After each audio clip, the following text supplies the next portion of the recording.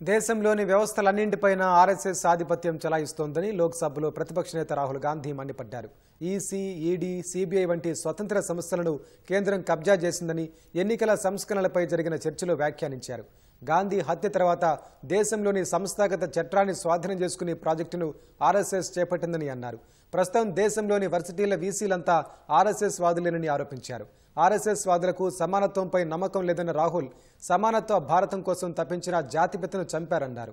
ఆర్ఎస్ఎస్కు నచ్చని నిజాలను క్రమానుగతంగా ప్రజలకు దూరం చేస్తున్నారని రాహుల్ ఆందోళన వ్యక్తం చేశారు.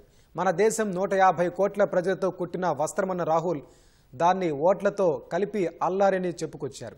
ప్రజాస్వామ్య నాశనం కోసం ఈసీని బీజేపీ వాడుకుంటోందని, పథకం ప్రకారమే ఈసీ ఎంపిక ప్యానెల్ నుంచి సీజేఐని తొలగించారని వివరించారు. ఎన్నికల కమిషనర్లు తప్పులు చేసినా రక్షణ కల్పించే చట్టాలను తీసుకొచ్చారని ధ్వజమెత్తారు. ఇప్పుడు ప్రధాని నరేంద్ర మోదీ షెడ్యూల్కు అనుగుణంగానే ఈసీ ఎన్నికలను నిర్వహిస్తోందని ఆరోపించారు. బీజేపీ గెలిచిన అన్ని రాష్ట్రాల్లో ఓటర్ల జాబితాలోని అవకతవకలను బయటపెట్టామన్న రాహుల్ హర్యానా ఎన్నికల జాబితాలో ఓ బ్రెజిల్ మోడల్ పేరు 23 సార్లు ఉందని గుర్తు చేశారు.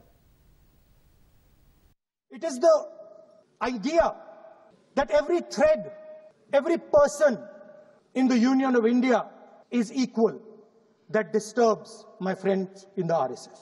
They are happy to see the fabric, but they cannot stand the idea that every single person in the fabric of our country, regardless of what religion they come from, regardless of what community they come from, regardless of what language they speak, should be equal. Because they fundamentally do not believe in equality. They believe in a hierarchy, and they believe that they should be on top of that hierarchy.